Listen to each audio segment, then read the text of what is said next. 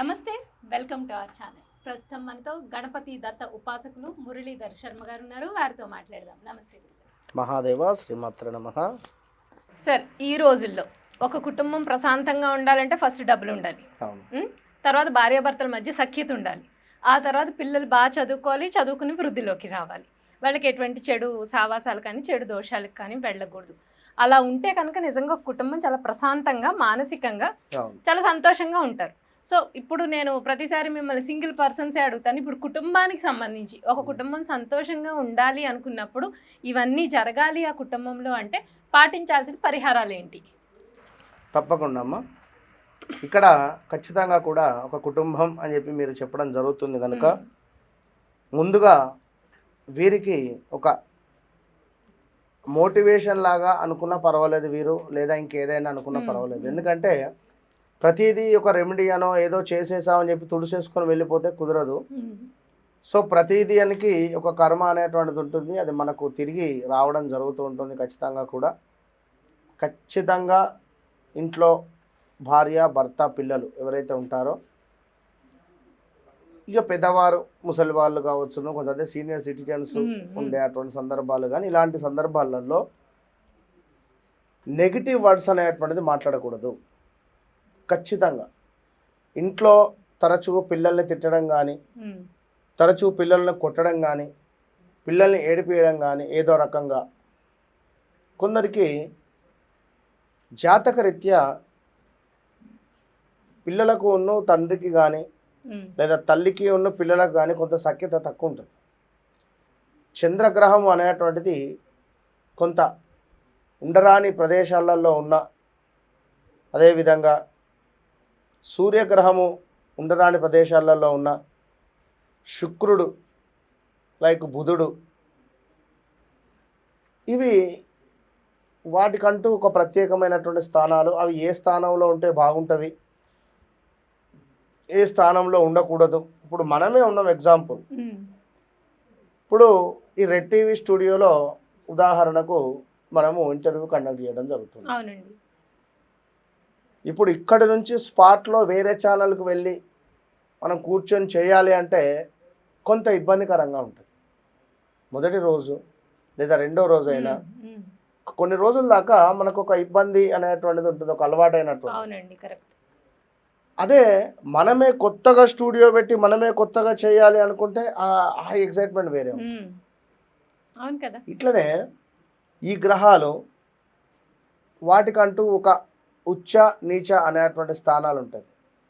ఇప్పుడు బుధ గ్రహము ఉదాహరణకు మీనలగ్నం ఉండడం వల్ల వ్యాపారం కానీ లేదా సంధి కుదుర్చుకునేటువంటి పరిస్థితులు కానీ, కాంప్రమైజింగ్ అనేటువంటిది కానీ, సరైనటువంటి మాట విధానం కానీ కొంత ఉండదు జాతకరీత్యా. అదేవిధంగా శుక్రుడు ఆల్సో మనకు కన్యలో ఉండకూడదు. ఉండడం వల్ల కొన్ని ఇబ్బందికరమైనటువంటి ఇష్యూస్, అవి స్కిన్ రిలేటెడ్ కానీ కొన్ని వస్తూ ఉంటుంది. సో మ్యారిటికల్ లైఫ్ డిస్టర్బెన్స్ ఉంటుంది. ఇలాంటి పరిస్థితులు ఇక్కడ ఏం జరిగింది, ఇంట్లో పిల్లలకు సంబంధించింది మ్యారిటికల్ లైఫ్ డిస్టర్బెన్స్గా ఉంది. ఇదే శుక్రుడు వెళ్ళి మీనలగ్నంలో ఉన్నట్టయితే ఎక్సలెంట్ ఉంటుంది. వారి ఇల్లు లగ్జరీగా ఉండాలి అనేటువంటి ఆలోచన కానీ, లగ్జరీగా కారు ఉండడం కానీ, లగ్జరీ అనేటువంటిది ఎక్సలెంట్గా ఉంటుంది. సో గురువు, ఎవరికైతే గురువు అంటే ఇక్కడ పంచమ భావంలో ఉన్న, లగ్నాత్ ఉన్న, నవమ స్థానంలో ఉన్న, ఏకాదశ స్థానంలో ఉన్నా కూడా పిల్లలు చక్కగా వారి మాట వినడం కానీ, పిల్లలకు సంబంధించినటువంటి అనారోగ్య సమస్యలు ఏమి ఉండకుండా కొంత అద్భుతమైనటువంటి పరిస్థితి ఉంటుంది. ఇట్లా D1 నుంచి D9 చార్ట్ దాకా ఉంటుంది చెక్ చేసేది. D1, D2, D3, D4, D5, D6, D7, D8, D9 నవాంశ అని చెప్పి కూడా ఒకటి ఉంటుంది. సో ఇక్కడ మెగాస్టార్ చిరంజీవి గారికి కొన్ని గ్రహాలు, ఈ గ్రహము ఆ గ్రహం నేను చెప్పాను, కొన్ని గ్రహాలు కొన్ని సందర్భాలలో నీచబడినటువంటి సందర్భాలు, నవాంశలో అది ఉచ్చ పొందింది. సో ఆ నవాంశలో ఉచ్చ పొందినటువంటి సందర్భంలో తనకు అద్భుతమైనటువంటి యోగం కలిసి వచ్చింది. ఒకానొక ఇయర్లో ఎక్సలెంట్గా కూడా ట్రావెల్ చేయడం జరిగింది. ఉమ్. ఇట్లనే కొందరికి జాతకరీత్యా వారి దశలు అంతర్దశలు చూస్తే అర్థమవుతుంది. సో ఇక ఇంటి నుండి, పిల్లల దగ్గర నుండి, భార్యాభర్తల దగ్గర నుండి, పిల్లల యొక్క చదువు విషయం కానీ, అదేవిధంగా వ్యాపారం కానీ, మనకు ఉద్యోగం కానీ అన్నీ అనుకూలంగా అద్భుతంగా ముందుకు వెళ్ళాలి అనుకుంటే ఒక 5 ఇలాచీలు మాత్రము ఖచ్చితంగా కూడా ఇంటి యజమాని వారి యొక్క పర్సులో పెట్టుకొని ప్రతిరోజు కూడా ట్రావెల్ చేయాలి. ట్రావెల్ 5 అంటే వారు ఇలాచీలు. వెళ్ళేటువంటి పరిస్థితి.